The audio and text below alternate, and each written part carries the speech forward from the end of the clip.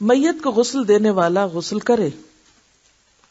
حضرت ابو ہریرہ رضی اللہ عنہ روایت کرتے ہیں کہ رسول اللہ صلی اللہ علیہ وسلم نے فرمایا، جو شخص مردے کو غسل دے اسے چاہیے کہ وہ خود بھی نہائے۔ حضرت ابن عباس رضی اللہ عنہ سے روایت ہے کہ رسول اللہ صلی اللہ علیہ وسلم نے فرمایا، تم پر میت کو غسل دینے سے کوئی غسل واجب نہیں، کیونکہ تمہاری میت طاہر مرتی ہے، یعنی پاک ہوتی ہے، نجس نہیں، یعنی مردہ کوئی ناپاک چیز نہیں ہو جاتا، لہٰذا تمہیں ہاتھ دھو لینا ہی کافی ہے۔ یعنی میت کو نہلانے کے بعد غسل مستحب تو ہے، لازم نہیں، ضروری نہیں۔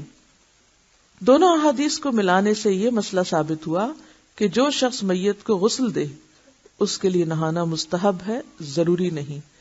چنانچہ ابن عمر فرماتے ہیں، ہم میت کو غسل دیتے، پھر ہم میں سے بعض غسل کرتے اور بعض نہ کرتے۔ حافظ ابن حجر نے اسے صحیح کہا ہے، یعنی چوائس پر ہے۔